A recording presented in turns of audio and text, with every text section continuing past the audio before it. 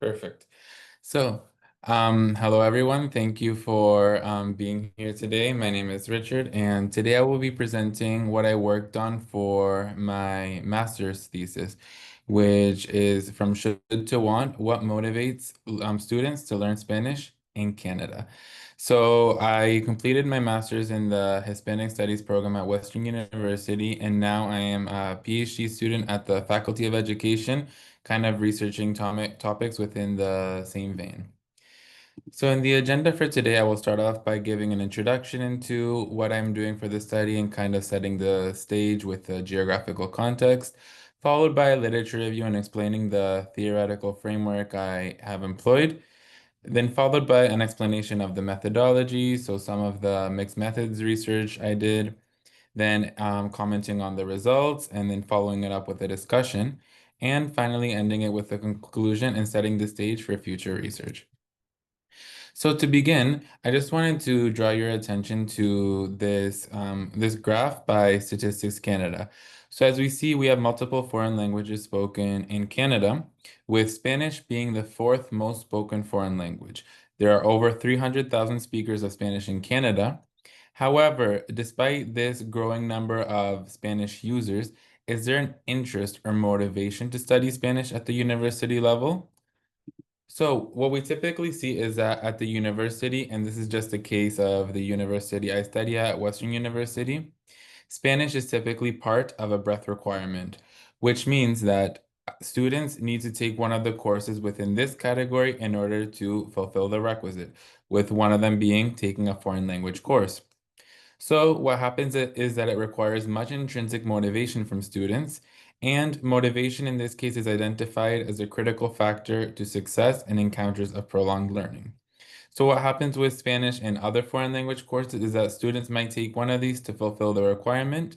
They take the initial level, and then they might not take any other language course again, since they've met with their prerequisite. So kind of keeping this idea in mind, I have a few research questions that I will be focusing on in this study.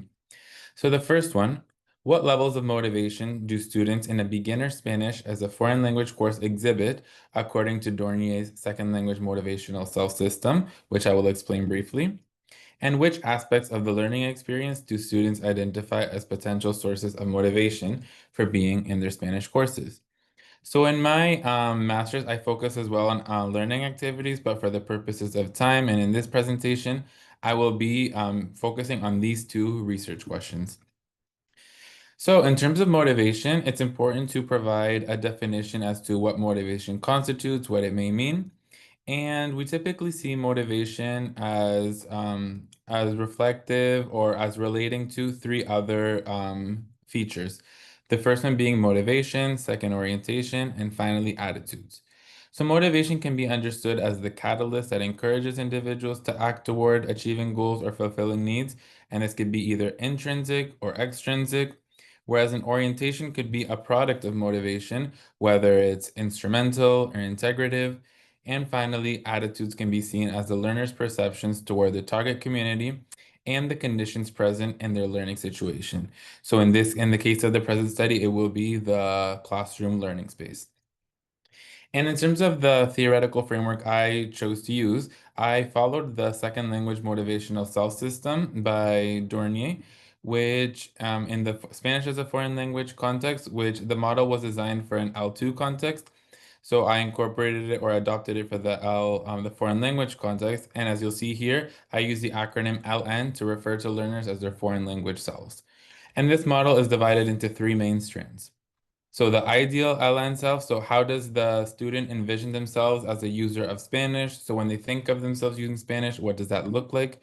The ought to self, how do others envision them as a Spanish user? So for their family, is it important that they learn Spanish? For their friends, is it important, etc.? Do they need this language for academic or professional success? And finally, what does the learning experience look like? Which is the third strand of the component of the model. And this is a model that, despite being designed for an L2 or a second language context, it has been incorporated in many previous studies and empirical research focusing on foreign language contexts, such as English, Chinese, including Mandarin and Cantonese, German, and Spanish. The majority of the literature, however, has focused on an English context, whether it's a second or a foreign language context. And then for other languages, there tends to be less literature available incorporating this model. In the previous literature, what we have seen in these studies is that higher levels of motivation are typically associated with the learning experience, which means that students find their learning situations very motivating, and it's what impulses them to want to continue learning the language. We must also understand motivation as prone to fluctuation throughout the course. A student may start with a high motivation level, but then end with a lower level at the end of the course. So this kind of shows the dynamic and fluctuating nature of motivation, that it is prone to multiple changes throughout the semester. In the case of Spanish, while it may result in increased job opportunities, it is not seen as an absolute requirement for many students. And relating it back to the model, previous studies have shown a stronger ideal self but a weaker ought to self in Spanish as a foreign language context, meaning that the surroundings of the students do not really see an importance or a need to learn the language. There's other factors involved in motivation as well, such as social and affective components, which have been showcased in previous literature. And some of these components, which I will also mention in the study I did, focus on the instructor, the classroom setting, and the learning platforms. And all these three have been seen or have been identified to provide motivation to the learner while taking the language course. So moving on to the present study now, a total of 252 participants were recruited. On the left here, you can see the breakdown based on male, female, and non-binary. And these were all undergraduate students enrolled in a Canadian Spanish as a foreign language course. And in total, there were 9 sections of students.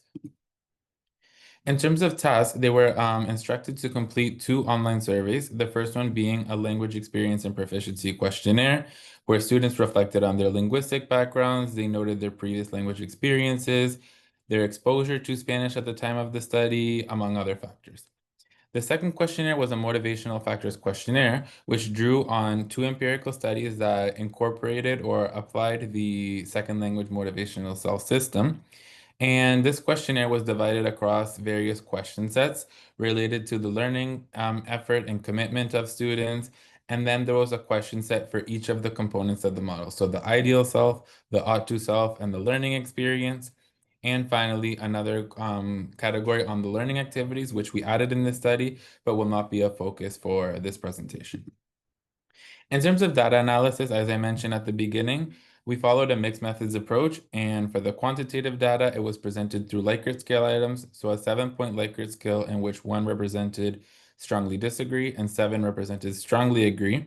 And the results will be expressed through descriptive statistics, so the mean, median, and mode, and will be shown through box plots in the following slides. The qualitative data, on the other hand, was prompted through open-ended responses, and a thematic content analysis was applied in which the data was categorized based on emerging themes. And for the purposes of time, this presentation will focus on the quantitative data, but it was important to include here the qualitative as it was part of the data collection and analysis phase of the study. Moving on to the results now, if we go to the first category, which we obtained data for, is the intended learning effort and commitment. So as we see here, we have a box plot on the left, and if you pay attention closely, you will see a gray dot in each box. This gray dot represents the median of each box, of each of the bars in the box. And if you draw your attention to ILEC2, participants were dedicated to learning Spanish, as shown by this median of 6. This was the highest median for all the questions in this set, whereas the lowest median was seen in ILEC 5, which shows much variation, and it suggests that Spanish is not a requirement to successfully graduate, meaning that students do not need this course in order to graduate or to complete their degrees. Then, moving on to the ideal self, we see the highest medians as ILS 2, 6, and 8, and this suggests to us that participants recognize the potential of Spanish in enhancing career or academic opportunities.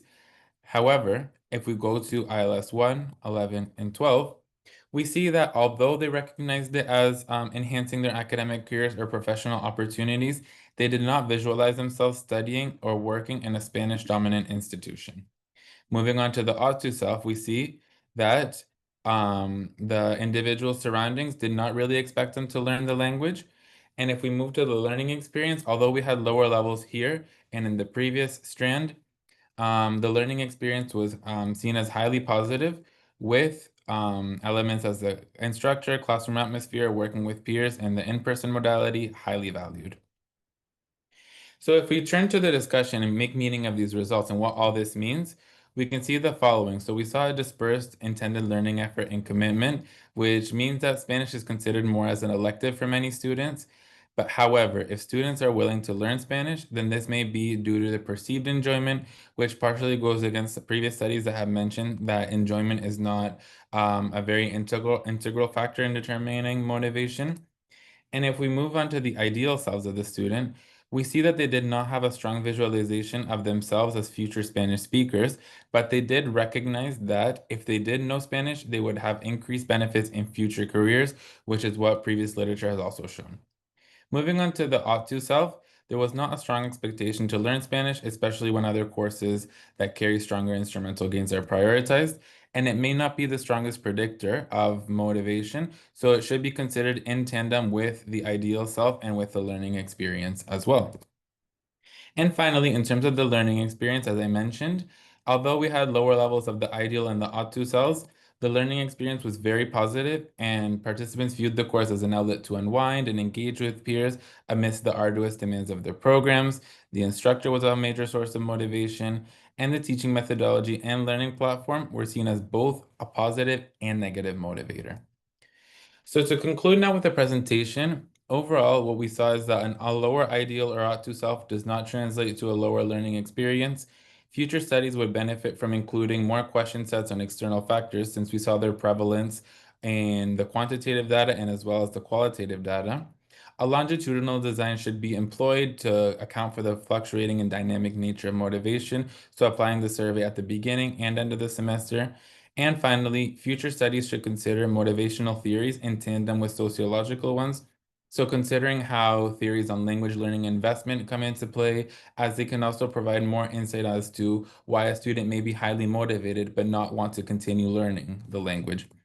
And overall, these findings highlight the importance of student motivation in foreign language learning and articulate or speak to the need of professional development in order to address this construct and to provide instructors with practical strategies on how they can foster student motivation in their language courses. Thank you very much.